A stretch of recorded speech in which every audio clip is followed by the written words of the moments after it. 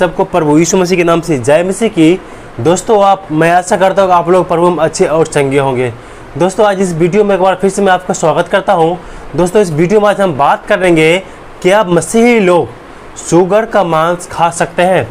दोस्तों मैं इस बारे में आज मैं इस बाइबल से मैं देखूँगा और आपको मैं बताऊँगा कि क्या आप शुगर का मांस खा सकते हैं, चाहे आप मसीह हो या आप गैर मसीह हो। क्या हम शुगर का मांस खा सकते हैं?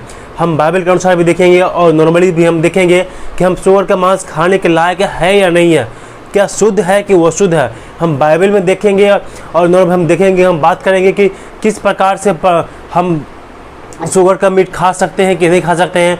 दोस्तों आपके मन में भी बहुत सारे सवाल होते होंगे। अगर जो आप यहाँ तक आए हैं तो आप जानना चाहते हैं कि आप शुगर के मीट के बारे में जानना चाहते हैं, शुगर का मांस के बारे में आप जानना चाहते हैं, क्या उसको खाया जा सकता है कि नहीं खाया जा सकता, और खाने से क्या होगा और नहीं खाने से क्या होगा। मैं इसी बारे में आज आपसे मैं बातें करना चाहता हूँ।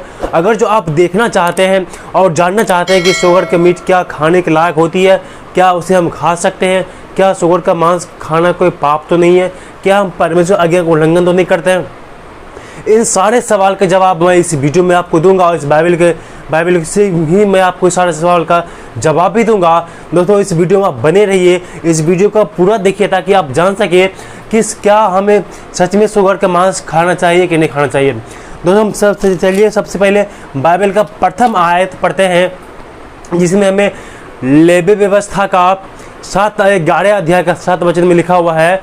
पुराना नियम में 133 पेज नंबर में वह इस प्रकार से लिखा हुआ है। परमेश्वर के वचन में कहा है, और सुअर जो चीरे अर्थात फटे खूर का तो होता है, परंतु पागुर नहीं करता, इसीलिए तुम्हारे लिए वो शुद्ध है। इसके मांस में से कुछ न खाना और इसकी लोथ को छूना भी नहीं, ये तुम्हारे लिए अशुद्ध है। हाँ मेरे प्रिय भाई बहनों, यहाँ पुराना नियम बाइबल में जो मूसा की 5 पुस्तक है, तो जिसे हम तोड़ा कहते हैं, व्यवस्था में परमेश्वर ने इजरायलियों को और फरीसियों को और परमेश्वर ने मना किया खाने के लिए। जो भी मूसा व्यवस्था को मानने वाले हैं, परमेश्वर ने जो व्यवस्था दिया है शुरू में उत्पत्ति के समय में, उस व्यवस्था में परमेश्वर ने साफ मना कर दिया है, तुम शुगर का मांस नहीं खा सकते। मेरे प्रिय भाई बहनों, सिर्फ शुगर ही नहीं है, और भी बहुत सारे जीव जंतु हैं जिसे हम नहीं खा सकते हैं। मैं सारा चीज़ को इस वीडियो में कवर नहीं करूँगा, सिर्फ आज हम शुगर के बारे में हम देखेंगे, उसके मांस के बारे में आज हम पढ़ेंगे। अगर जो आप कुछ और इसके बारे में जानना चाहते हैं कि कौन सा जानवर को हम खा सकते हैं, क्या वह शुद्ध है, वह शुद्ध है, तो आप लेवी व्यवस्था का 11 अध्याय को आप पढ़ लीजिए, पेज नंबर 133 को पढ़ लीजिए पुराना नियम में। और दोस्तों इसी चीज़ को हम देखेंगे एक और व्यवस्था में, जिसको हम व्यवस्था विवरण बोलते हैं। इस किताब में हम देखेंगे व्यवस्था विवरण का 14 अध्याय का 8 वचन में लिखा हुआ है, फिर सुअर जो चीरे खुर का तो होता है, परंतु पागुर नहीं करता, इस कारण वह तुम्हारे लिए वो शुद्ध है। इनमें तो न उसका मांस न खाना, ना उसको लोथ को तो छूना। मेरे मसीह भाई बहनों, यहाँ पर भी परमेश्वर ने इसे मना किया है। आप इसे भी अगर जो आप पढ़ना चाहते हैं तो व्यवस्था विवरण का 14 अध्याय आप पूरा पढ़ लीजिए, आप समझ जाएंगे कौन सा वस्तु हम खा सकते हैं, कौन सा वस्तु हम नहीं खा सकते हैं। ये आज्ञा परमेश्वर ने इजरायलियों को इन मूसा व्यवस्था में दिया है। मेरे प्रिय भाई बहनों, ये व्यवस्था की बातें हैं, ये तो इजरायलियों और फरीसियों को दिया, लेकिन क्या हम तो ना इजरायली है, ना फरीसी हैं, ना सदूकी हैं, हम तो मसीही हैं। जो प्रभु यीशु में विश्वास करते हैं वो मसीही कहलाते हैं। हम तो मसीह हैं, तो हम क्या करें? क्या हमारे लिए खाना उचित है या नहीं उचित है? क्या पाप होगा या पुण्य होगा? क्या शुद्ध है या अशुद्ध होगा? इसको चलिए मेरे प्रिय भाई बहनों हम नए नियम में देखते हैं। और ऐसे भी अगर हम देखते हैं, शुगर तो गंदा साफ करने वाला जानवर है, इसको परमेश्वर ने गंदा साफ करने के लिए बनाया था। इसके बारे में आगे मैं बताऊंगा कि शुगर को जो परमेश्वर ने बनाया था, किस लिए बनाया था, मैं इसके आगे वीडियो में बात करने वाला हूँ। और भी हम सबसे पहले नए नियम में पढ़ेंगे प्रेरितों के काम उसका 10 अध्याय जहाँ पर पतरस को एक दर्शन मिला था। प्रेरितों का काम 10 अध्याय, जो पेज नंबर होगा 178। प्रेरितों का काम 10 अध्याय, यहाँ इस प्रकार से लिखा हुआ है, पेज नंबर 179। यहाँ पर 10 अध्याय का जब 9 वचन से आप पढ़ेंगे, कुछ वचनों तक तो यहाँ पर परमेश्वर के वचन में इस प्रकार से लिखा हुआ है।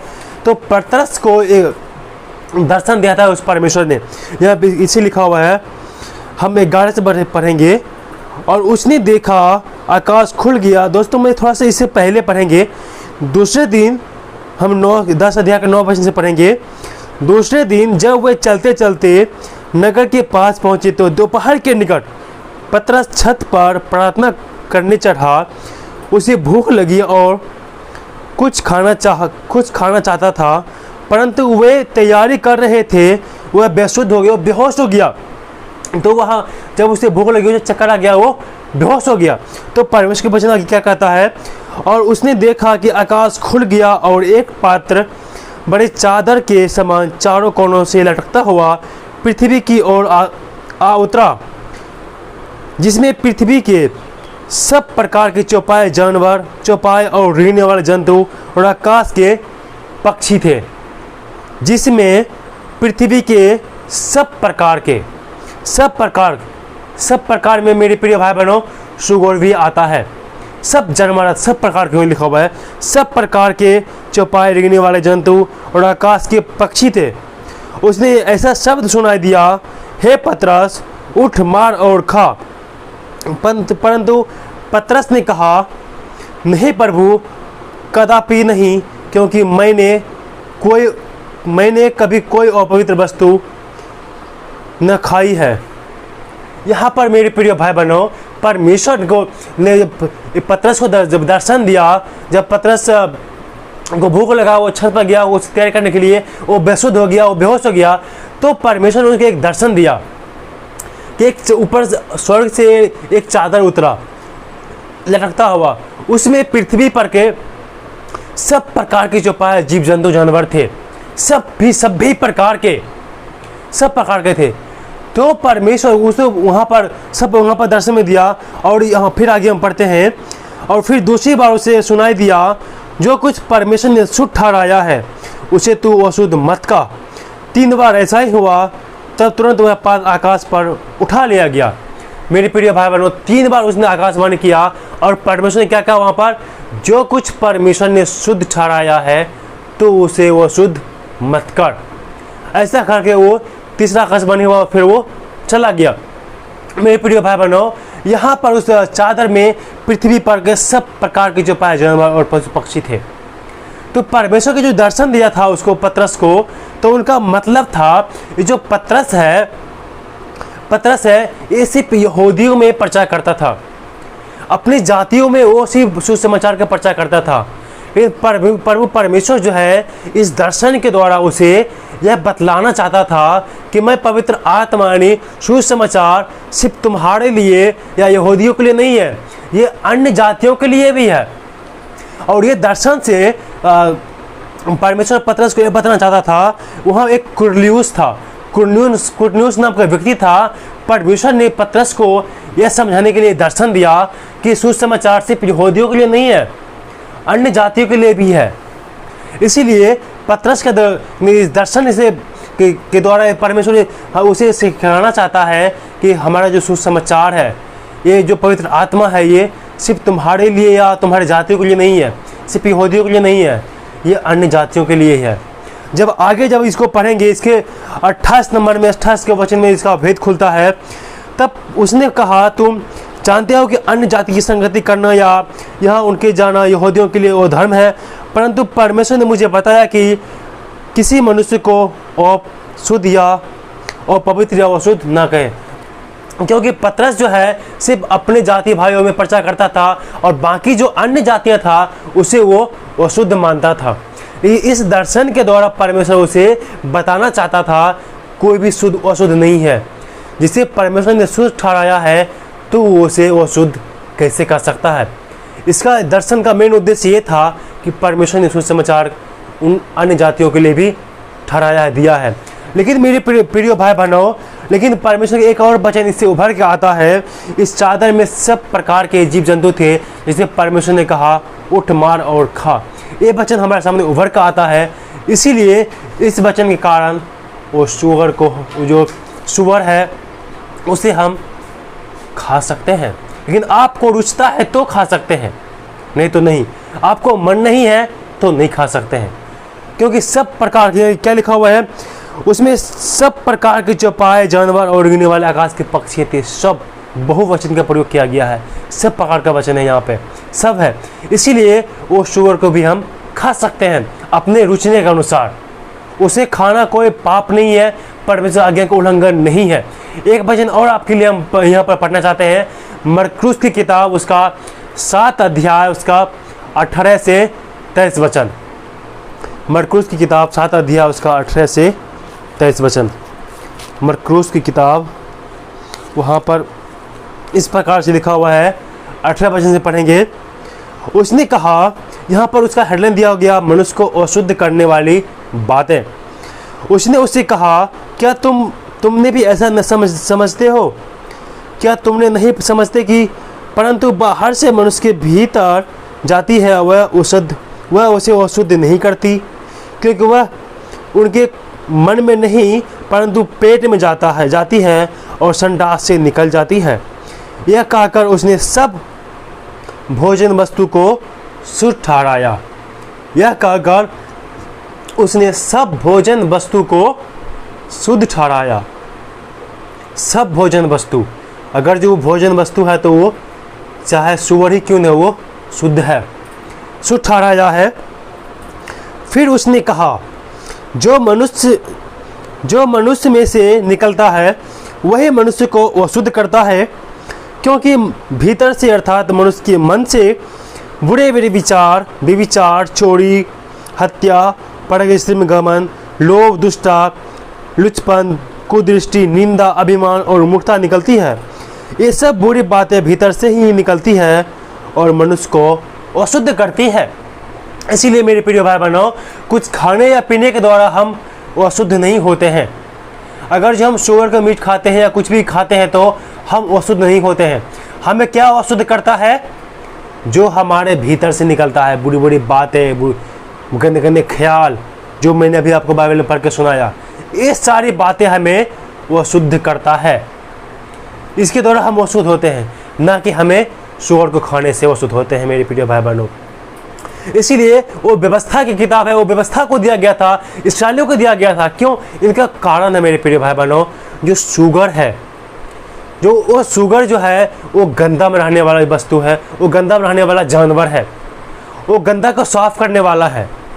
परमेश्वर ने उसे कचरे को साफ करने के लिए बनाया। आप सुअर को जब देखना चाहते हैं तो आप जहाँ कचरा मिलता है, जहाँ गंदगी रहता है, वहाँ पर उसे आप देख सकते हैं। वो क्या खाता है? जो कूड़ा करकट जो गंदा होते हैं, नाली में जो गंदे होते हैं, वो चीज़ सुअर खाता है। कभी कभी तो वो खुद का मल भी खा लेते हैं। तो जो गंदा चीज़ खाते हैं उसे आप कैसे खा सकते हैं? आपको रुचता है तो आप खा सकते हैं। पौलुस कुरिन्थियों कलीसिया में क्या कहता है? जब कुरिन्थियों पत्री आप पढ़ेंगे वहाँ क्या कहता है? जो कुछ खाओ पियो सब परमेश्वर की महिमा के लिए करो। जिससे परमेश्वर की महिमा होती है आप वही काम कीजिए। और जब आप कुरिन्थियों में जब पढ़ेंगे तो वहाँ पर लिखा हुआ है, जो कुछ कसाईयों के यहाँ बिकता है उसे हम खा सकते हैं, उसे तुम कुछ खा सकते हैं, लेकिन विवेक कारण उसे कुछ मत पूछो। इसीलिए मेरे प्रिय भाई बहनों, परमेश्वर के राज खाने पीने का नहीं है। आप कुछ भी खाओ, उससे कोई फर्क नहीं है, लेकिन वो परमेश्वर की महिमा के लिए होना चाहिए। आपको रुचता है तो खाइए, नहीं रुचता है तो मत खाइए। जिसको रुचता है वो खाता है, जिसको नहीं रुचता है वो नहीं खाता है। लेकिन अगर जो हम उसको खाते भी हैं, जिसको रुचता है और जो खाता है, तो वो पाप नहीं है, परमेश्वर आज्ञा का उल्लंघन नहीं है। पुराना नियम में इजरायलियों के लिए परमेश्वर ने मना किया था, जो व्यवस्था के अधीन था। क्या आज आप और हम व्यवस्था के अधीन है? एक वचन और आपके लिए हम पढ़ेंगे, नया नियम में पेज नंबर 266, इफिसियों किताब 2 अध्याय उसका 15 वचन, पेज नंबर 266। यह 15 वचन में लिखा हुआ है, और अपने शरीर में बैर अर्थात सब व्यवस्था जिसकी आज्ञाएं विधियों की रीति पर थी, मिटा दिया कि दोनों से अपने में एक नया मनुष्य उत्पन्न करे कि मेल करा दे। जो भी पुराना विधि था, जो भी पुराना व्यवस्था था, प्रभु यीशु मसीह ने उनको पूरा करके सब कुछ मिटा दिया। हम पर ये अनुग्रह हुआ है, हम व्यवस्था का अधीन नहीं है, अनुग्रह के अधीन है। आप एक और पढ़ लीजिएगा 214 पेज नंबर, रोमियो की पत्री 6 अध्याय उसका 14 वचन। रोमियो की पत्री 6 अध्याय उसका 14 वचन। यहाँ इस प्रकार लिखा हुआ है, तब तुम पर पाप की प्रमुखता न होगी, क्योंकि तुम व्यवस्था के अधीन नहीं वरन अनुग्रह के अधीन हो। क्योंकि तुम व्यवस्था के अधीन नहीं हो परंतु अनुग्रह के अधीन हो। जो व्यवस्था परमेश्वर ने मूसा को दिया था, इस्राएलियों को दिया था और सदूकी फरीसी लोगों को दिया था, जो व्यवस्था को पर चलते थे, उनके लिए व्यवस्था था कि वो परमेश्वर आज्ञा को पालन करें। हम पूरी व्यवस्था की सारी आज्ञाओं को पालन नहीं कर सकते हैं, इसीलिए परमेश्वर ने हमारे ऊपर में अनुग्रह प्रदान किया है। व्यवस्था में लिखा हुआ है, अगर जो आप 10 आज्ञाओं को मान रहे हैं, एक भी आज्ञा में चूक जाते हैं तो आपको 9 आज्ञा मानना व्यर्थ माना जाता है। पूरे संसार में कोई भी व्यक्ति व्यवस्था को पूरा नहीं कर पाया है और आगे न कर पाएगा। यीशु मसीह के अलावा व्यवस्था को कोई नहीं पूरा कर पाया है। यीशु मसीह ने स्वयं कहा कि मैं व्यवस्था का लोप नहीं बनता, व्यवस्था को पूरा करने के लिए आया हूँ। व्यवस्था को सिर्फ परमेश्वर का पुत्र प्रभु यीशु मसीह ने पूरा किया है, उसके अलावा संसार में कोई व्यक्ति भी पूरा नहीं किया है। अगर जो आप चाहते हैं आप व्यवस्था को पूरा कर देंगे तो असंभव है मेरे प्रिय भाई बहनों, आप व्यवस्था को पूरा नहीं कर सकते हैं। संसार में कोई भी व्यक्ति नहीं कर सकता है व्यवस्था को पूरा। अगर जो एक भी आज्ञा में आप चूक जाते हैं तो सारा व्यवस्था आज्ञा मानना आपके लिए गुनाह है, पाप है, व्यर्थ है। इसीलिए हम पर अनुग्रह हुआ है, हम अनुग्रह के अधीन है।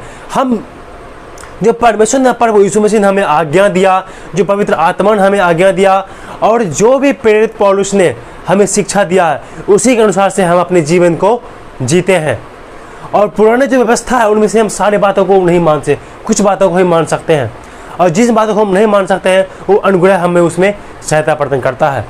इसलिए मेरे प्रिय भाई बहनों, अगर जो आप शुगर का मीट खाते हैं तो आप खा सकते हैं, आपकी मर्जी है, आपके रुचि पर है, आपके रुचि पर है। आपको अच्छा लगता है, जचता है तो आप खाइए। लेकिन मेरे प्रिय भाई बहनों, हम आपके लिए शुगर के ऊपर में रिसर्च करके आए हैं। जब आप शुगर का मीट खाएंगे तो आपके शरीर में 72 प्रकार के रोग उत्पन्न हो जाएंगे। मैंने खुद रिसर्च किया है इसके ऊपर में। 72 प्रकार के रोग आपके जीवन में उत्पन्न, आपके शरीर में आ जाएंगे। जो चीज़ आप उसका सोच के, आपके पास दिमाग है, आप सोच के देखिए शुगर क्या खाता है। वो गंदगी साफ करता है। इंसान जब खाना खाता है तो उनको पचाने में, संडास से निकलने के द्वारा उसको 8 से 12 घंटे लगते हैं। लेकिन मेरे प्रिय भाई बहनों, शुगर 4 घंटे में पूरा पेट खाली कर देता है। एक दिन में कम से कम वो 30 लीटर पानी पीता है। तो वो गंदा से बना हुआ, उनका जितने भी शरीर है गंदे से बना हुआ है। और मेरे प्रिय भाई बहनों, शुगर को जब आप देखेंगे, शुगर को पसीना नहीं आता, उनको पसीना नहीं बहता है। और पसीना नहीं बहता, उनके शरीर में बहुत सारा बैक्टीरिया, बहुत सारा जहर उनके शरीर में इकट्ठा हो जाता है। तो अगर हम उसका मीट, उनका मांस खाते हैं, रेड मांस खाते हैं, उनका मांस खाते हैं तो वो जहर हमारे शरीर में आ जाता है। अगर जो शुगर का मीट को अच्छी तरीक़ा से पकाया ना जाए, उनका जहर ख़त्म नहीं होता है, वो हमारे शरीर में आ जाता है और हमें 72 प्रकार का रोग हमारे शरीर में उत्पन्न कर देता है। मेरे प्रिय भाई बहनों, कुछ ऐसे बहुत सारे बातें हैं जो परमेश्वर ने भी उसे मना किया था। अगर जो उनको अच्छा से पकाया जाए तो उनका जहर ख़त्म हो सकता है। कभी कभी मेरे प्रिय भाई बहनों, जब मैं रिसर्च करके पढ़ रहा था, उसमें मैंने पढ़ा कि शुगर में कभी कभी इतने जहर आ जाता है उसके अंदर में, तो उनको अगर कोई सांप भी काट लिया तो उनको उसके ऊपर जहर का असर नहीं पड़ता, उतने ज़्यादा वो विषैला हो जाता है कि। तो मेरे प्रिय भाई बहनों, अगर जो जानवर गंदा में रहता है, मल खाता है, नाला का कूड़ा करकट खाता है, वो नाले में उसका घर है, वो गंदगी खाता है, अगर जो वो आप खाएंगे, आप खुद सकते हैं आपका शरीर जो है वो बीमार तो पड़ेगा ही पड़ेगा। लेकिन बाइबल के अकॉर्डिंग आप उसे खा सकते हैं, लेकिन आपको रुचता है तो खाइए। मैं बार बार आपको बोलता हूँ, आपको रुचता है तो आप खा लीजिए, पाप नहीं है, अशुभ नहीं है, शुद्ध है। नया नियम में आकर के वो शुद्ध हुआ है, परमेश्वर ने उसे नया नियम में शुद्ध किया गया है। लेकिन वही है, शुद्ध तो हुआ है, लेकिन उसका जो अंदर में जो बीमारियां हैं, जो उनके अंदर जीवाणु कीटाणु है, वो थोड़े नष्ट हो गया है, वो तो उसके अंदर है ही। आप अगर जो खाते हैं तो आपके अंदर में 72 प्रकार के रोग उत्पन्न हो जाएंगे। इसीलिए मेरे प्रिय भाई, आप खुद तय कीजिए आपको खाना है या नहीं खाना है। आप समझदार हैं, मैं मानता हूँ कि आप समझदार हैं, मैं ऐसा मान चलता हूँ कि आप खुद समझदार हैं। मैं अपने जितने व्यूअर हैं, जितने भी यूट्यूब फैमिली है, मैं सबको समझदार मानता हूँ, खुद सोच सकते हैं। जब हम मुझे 72 प्रकार की बीमारी हो सकती है वो चीज़ खाने से, तो मैं क्यों खाऊं उसे। मैं भी नहीं खाता उसका मीट, कभी भी नहीं खाया है और आगे भी नहीं खाएंगे, क्योंकि मेरे प्रिय भाई बहनों, वो खाने से कुछ लाभ भी है, कुछ नुकसान भी है, लेकिन ज़्यादातर नुकसान है, लाभ बहुत कम है। 30% या 20% उसका लाभ होगा, लेकिन 70-75% उसका नुकसान है। जिस चीज़ खाने से इतने नुकसान हो सकते हैं, इतनी बीमारियां आ सकती है, तो भला आप उस चीज़ को क्यों खाएंगे। बहुत सारे लोग आज खाते हैं, कितने लोग बोलते हैं कि मैं तो बचपन से खाता आया हूँ, तो मुझे क्यों बीमारी क्यों नहीं हुआ। मेरे प्रिय भाई बहनों, इससे सब बीमारी बहुत देर में सामने आता है। और WHO, जो इसको हम बोलते हैं ना, स्वास्थ्य विभाग, WHO, उनका मानना है कि जो लोग शुगर का मीट खाता है उसके अंदर में कैंसर का खतरा सबसे ज़्यादा बढ़ जाता है। शुगर खाने से, शुगर का मांस खाने से आपको कैंसर भी हो सकता है। इसीलिए मेरे प्रिय भाई बहनों, आप ज़्यादातर मत खाकर, खाते भी हैं तो ज़्यादा नहीं खाइए, क्योंकि जो चीज़ खाने से हमें बीमारी हो सकता है तो वो भला वो मैं चीज़ क्यों खाऊं। इसीलिए 72 प्रकार का रोग आपके अंदर हो सकता है। शरीर में जकड़न, स्किन प्रॉब्लम, लिवर प्रॉब्लम, उसमें बहुत ज़्यादा फैट होता है, आप मोटापा का शिकार हो सकते हैं। बहुत बीमारियां हैं जो मैं आपको बता नहीं सकता है, मैं आपको बता नहीं सकता हूँ। इसीलिए मेरे प्रिय भाई बहनों, कैंसर खतरा में बढ़ जाता है और 72 प्रकार के रोग आपके जीवन में उत्पन्न हो जाएंगे अगर जो आप शुगर का मांस खाते हैं तो। लेकिन बाइबल आपको मना नहीं करती है, आप खा सकते हैं। आपको रुचता है तो आप खाइए, आपको जो रुचता पसता है वो आप सब कुछ खा सकते हैं। अगर जो आप कुछ और जानना चाहते हैं तो आप प्लीज़ आप कुछ पूछना चाहते हैं, इसमें कोई आपका सवाल है तो प्लीज़ मुझे कमेंट कीजिए, जाए कमेंट बॉक्स में जाकर के मुझे कमेंट कीजिए, और मैं कोशिश करूंगा आपको उस सवाल का उत्तर देने के लिए, उसे मैं समझाने के लिए आपको मैं ज़रूर कोशिश करूंगा। दोस्तों, मैं उम्मीद करता हूं कि आपको इस जो शुगर के ऊपर में आप सीखने के लिए यहाँ आए थे, मैं उम्मीद करता हूँ आपको अच्छा जानकारी मिला होगा। दोस्तों, आप हमारे चैनल में पहली बार आए हैं तो प्लीज़ हमारे चैनल को आप सब्सक्राइब कर लीजिए और इस वीडियो को लाइक और शेयर करना ना भूलें। दोस्तों, इस वीडियो में फिलहाल इतना ही। हम आपसे मिलते हैं अगले वीडियो में, एक अगले टॉपिक के साथ मिलते हैं। तब तक प्रभु परमेश्वर आप सबको आशीष दे।